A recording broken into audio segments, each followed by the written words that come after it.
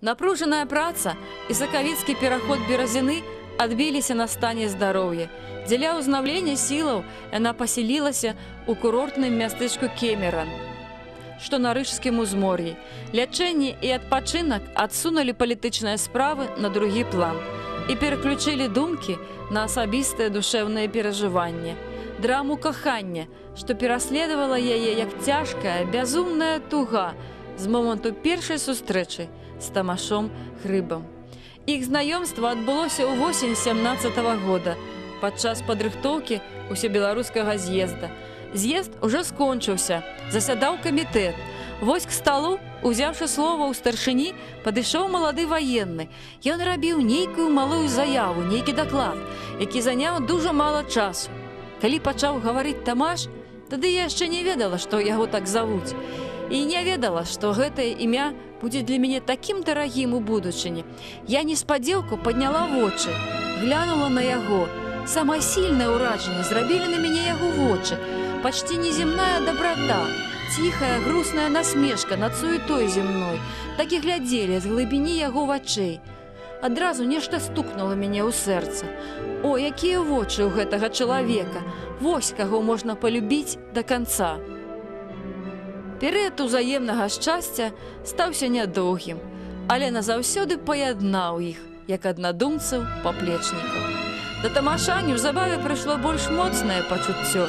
Ён злучыў свой лёс з маладой удзельніцай беларускага руху, вядомай прыгажуняй Паўлінай Мядзёлкай.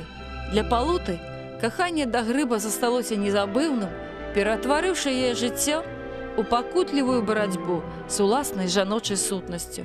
Выйсце шукалася ў грамадскай чыннасці, служэнні народнаму дабру. Пасля вызвалення Менску ў ліпені 20-го года эсэры пацвердзілі сваю гатоўнасць да супрацоўніцтва, узяўшы ўдзел у выпрацоўцы дэкларацыі аб незалежнасці Савецкай сацыялістычнай Рэспублікі Беларусь. У кастрычніку 21-го года быў падпісаны прэлімінарны мір з Польшчай на ўмове перадачы ёй заходняй Беларусі. Беларускія эсэры вырашылі таксама максімальна сканцэнтраваць нацыянальныя сілы ў Беларусі, каб уплываць па магчымасці на палітычнае і культурнае развіццё рэспублікі. Яшчэ было спадзяванне ў адкрытай палітычнай барацьбе захаваць і пашырыць свой уплыў, разлічваючы на падтрымку сялянства і на развіццё нацыянальнай свядомасці насельніцтва. Такім чынам, партыйныя сілы павінны былі падзяліцца для ад'езду на радзіму. Для Палуты рашэнне было перадвызначана. У лістападзе 21-го года эсэраўская газета «Змаганне» надрукавала першы артыкул Палуты, што было сведчаннем прысутнасці дзяячкі на радзіме. Палута падала заяву прызначыць яе на месца губернскага інструктара па пазашкольнай альбо школьнай асвеце. Кіраўніцтва наркамасветы не наважылася даць кіруючую пасаду вядомай эсэраўскай дзеячцы.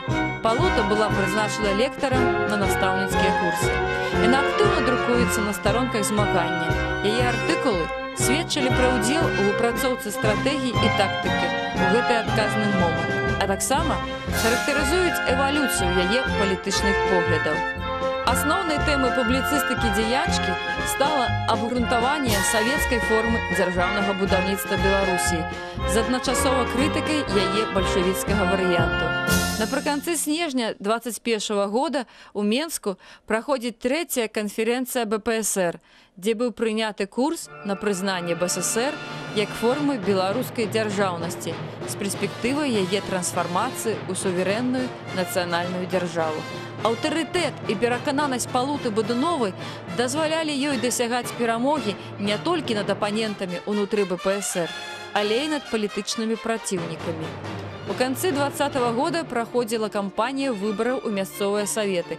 Палута актыўна ўдзельнічала ў выбарчай кампаніі. Нават бальшавіцкія газеты адзначалі, што на тых сялянскіх сходах, дзе яна выступала поруч з прадстаўнікамі бальшавікоў, пасля яе прамоў дэлегатамі заўсёды выбіралі эсэраў.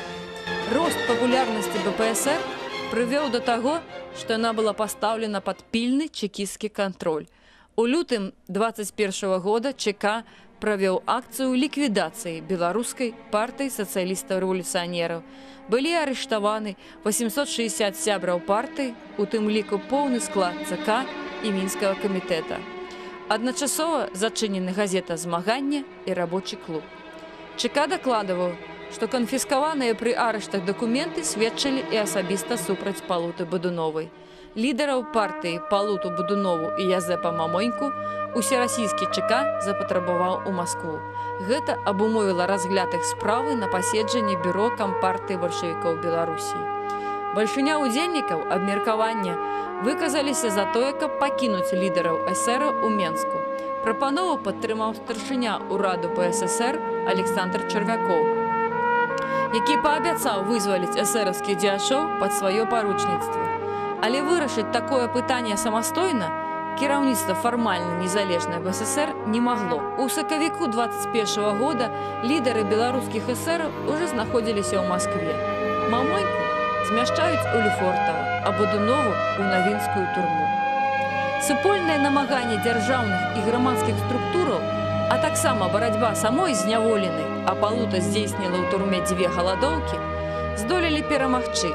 Тагачасная рэпрэсіўная машына змушана была вызваліць Палуту. Стан яе здароўя быў настолькі кепскі, што самі ўлады тэрмінова уладкоўваюць яе ў падмаскоўны санаторый. У 21 і 22 годах Палута займаецца ў асноўным культурніцкай працай, прыпыніўшы палітычную актыўнасць. Аднак яна вельмі балючая, перажывае ізаляванасць ад палітычнай дзейнасці. Тым больш, што за межамі Беларусі эсэры вялі актыўную барацьбу за нацыянальныя інтарэсы Беларусі.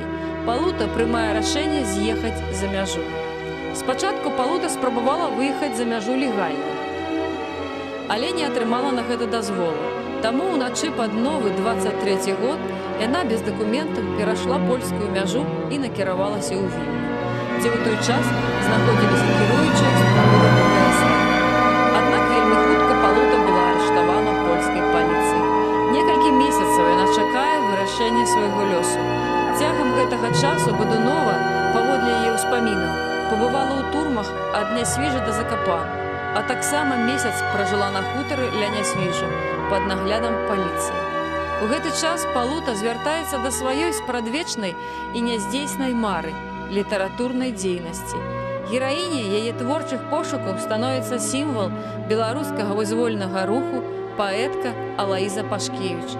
Мажліва, зварот да гэтага вобразу быў нагодай для асэнсавання ўласнага лёсу. Пасля вызвалення польскія ўлады запатрабавалі, каб Бодунова пакінула тэрыторыю Польшчы. Восенню 23-го года Палута выехала праз Берлін у Прагу, дзе планавалася нарада эсэраўскага кіраўніцтва за мяжой. У Берліне яна сустрэлася з Вацлавам Ластоўскім, які прапанаваў Палуце разам прадстаўляць Беларусь на канферэнцыі былых паняволеных народаў, арганізаванай Лігай нацыяў.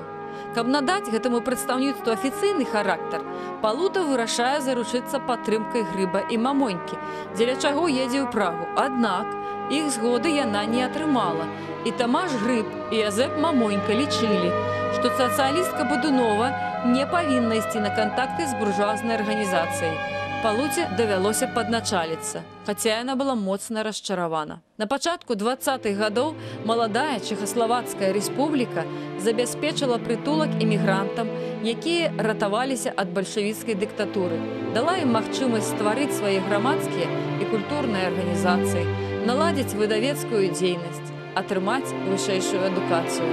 Дзякуючы матэрыяльнай падтрымцы чэшскага ўраду і прэзідэнта Тамаша Масарыка, тут склаліся значныя асяродкі расійскай, украінскай і беларускай эміграцыі.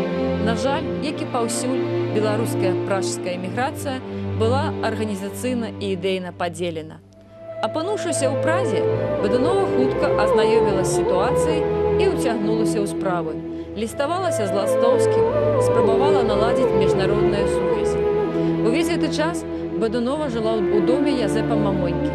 Адчувала на сябе тут не вельмі ёмка. Жыву у Язэпа на хлябах, б'ецца ён тут, як рыба аб лёд.